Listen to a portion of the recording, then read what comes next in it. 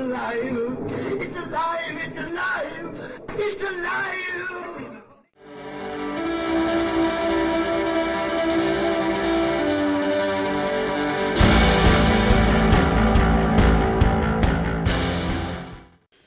Hello and welcome to Alive After Reading. I'm your host, Tim Niederreiter, and what you're hearing other than me is the cold wind of a Minnesota winter. So, this is a little walk and talk episode. I just have a little bit to say today because it's the middle of the week and I am a little bit late. But I'm happy to say that actually the typing has come along, and that's kind of what this episode's about. Why I think the typing is coming along better. What I'm doing to kind of finagle my process of writing. And a lot of this I got from talking with my twin brother. So it's pretty handy to have a duplicate, if you know what I mean. So what happened? Well, the past few days I have been really stacking up a few good words, about 7,000, something like that, over the past few days. And I guess the thing I've noticed is that it's the main thing that I talked about with my twin brother. Sorry, this is what I meant to get to, was how, you don't actually have to write any scene in a book. None of the scenes in the book are things you have to create. There's no have to with a novel, at least not in rough draft.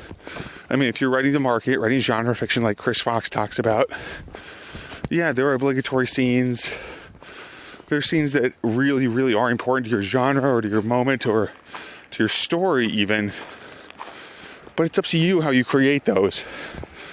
So examples include, and the most extreme examples are actually kind of the easiest ones to do. Because, like, if you don't want to write another action scene and you know what the character can do in in like a fantasy or an action novel, and you're tired of writing action scenes, there's such a thing as action fatigue. It's a big deal for me because I sometimes forget it's there, and then I'll just write too much flat out, action, violence stuff in these big fantasy novels. And that's not even the part I enjoy the most. I just get caught up in it. So the trick I found was I was facing another action scene yesterday, and I found, and I've done this before, but I've forgotten about it, as I often do. I forget about the techniques I'm supposed to use, or that I could use, that I like to use, even.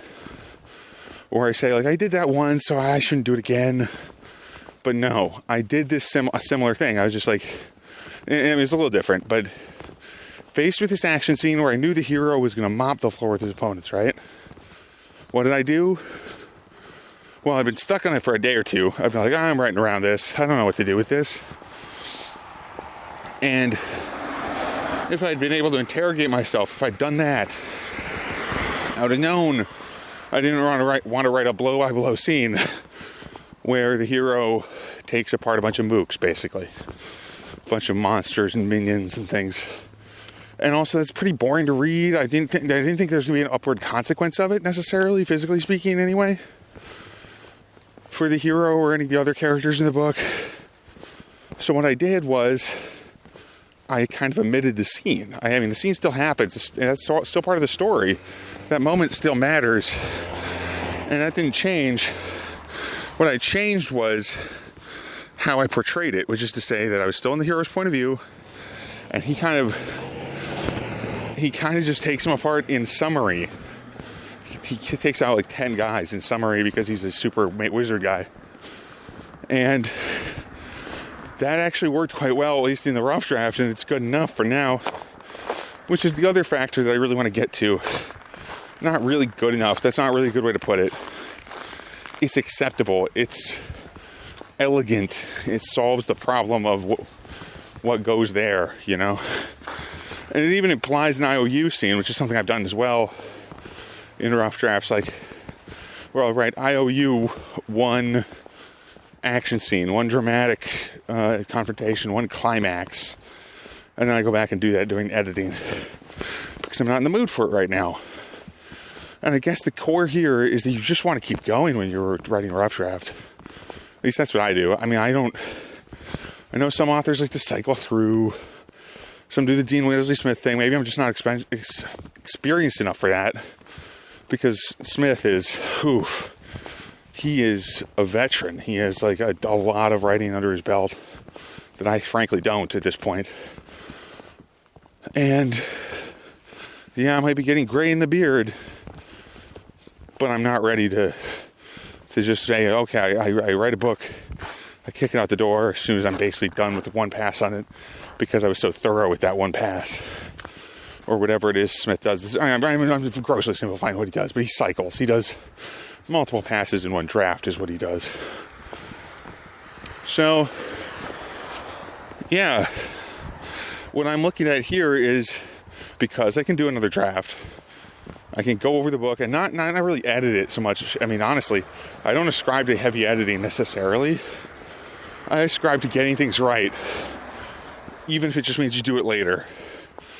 So if the book is not conveying the message you want, it may be a piece of art you created, but it's also not the piece of art you wanted necessarily.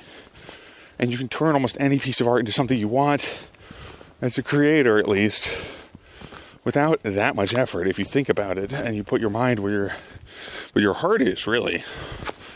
Because it's what you want when you're writing creatively and not writing for market or whatever other possibilities there are there. You know, if you know your audience isn't going to like something, sure, you can change it. But if you don't like that thing that you changed it to, consider otherwise, because you don't want to betray your own being, your own voice. No, voice is wrong. Your own spirit. You don't want to betray the kind of stories you want to tell by creating a piece of work that is hollow to you. I don't really like necessarily going to the Stephen King well, but King said it pretty well in On Writing, is that you're looking for truth. You know, the story's gotta have some kind of truth to it, even if it's not literally true, which most stories aren't. Even stories set in the so-called real world, you know, thrillers and stuff, a lot of those are not very true. Literary fiction can be harsher than reality even, which is what I experienced with when I read it in college. A lot of it, like, I'm thinking of books like Staggerford and maybe even like the works of Virginia Woolf. These books aren't like telling you what the world's like. No book is that educational in that literal way, at least in my opinion. No fiction is. Because fiction can only tell you what the author's world looks like, not what the real world looks like. And that's the issue with the real world. But that's a story for another day, a topic for another podcast maybe.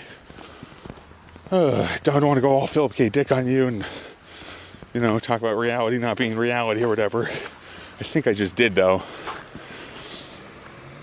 So, currently walking to my office, basically. Don't worry, I'm staying safe. I'll be masked up at the office. But I find it easier to work there than at home. So, yep. And I'm just writing. I'm rewriting today. Just trying to flow with it. Trying to stay cool. I mean, it's cold here. Oh, there goes. I earned the explicit tag. It's cold out today. I don't check the temperature, but it must be like 10 degrees Fahrenheit out here, judging by how bad my hand feels with the voice recorder in it. And this episode will be going up very soon. I'll write it right from work, and then I'll get to work writing. Well, anyway, I really do think it's important to keep moving. That's kind of the point one. Point two, you don't have to write anything important. And there's no scene is more important than your enjoyment of the story in rough draft, especially if you're a discovery writer. Or if you're writing an outline, maybe that's when it applies to outliners. Like if you write an outline and you just like, this is what always happens to me, and you look at the scenes, you say, I don't want to do that. Listen to that. Listen to your heart, yourself. Because what you want to do is a great clue as to what you should do when it comes to writing fiction or creating any art. You know, if you don't want, a lot of action in your book, maybe you don't script a bunch of action scenes in your outline. or whatever. You know, if you don't want the problems of the book to be solved by magic, don't include magic in the book, or don't make it don't let it be the center of the book. And of course, I come at this from the fantasy angle, but you know, it's true for many other stories and types of story. So I got a good lineup coming this week. I mean, I think this weekend is going to be a rather special guest on the podcast itself, the interview podcast. And I do mean to do more, fewer interviews on these midweek show episodes, but you know, I get the guests, and when I have a lot of guests, I have a lot of guests, and it's been fun. It's been a great month. Welcome to 2021. At least from my point of view, it's been a very, very good month as far as the podcast goes, and even the writing is getting better. So maybe things are looking up. I know some people are saying this is like the 13th month of 2020. I'm like, I don't know. It doesn't feel that bad. As long as the pandemic's going on, yeah, it's going to be pretty rough. But I don't know. I don't know if it's that bad to hear the news and to see the politics and the weirdness that's going on everywhere. Sure, it's weird, but it's also what was going to be going on anyway. I don't necessarily ascribe to this month being the worst month ever, or like the worst month yet in 2020. The 2020 saga. 2020 part 2, 2021. Yeah, it's like that. Yeah. Well, I've talked enough, I think, and I hope all of you stay safe. You can find my books at Amazon.com. My website is mentalcellarpublications.com or timneedawriter.com, spelled like need a writer. And thank you for listening. Have a good one. Stay safe. Goodbye.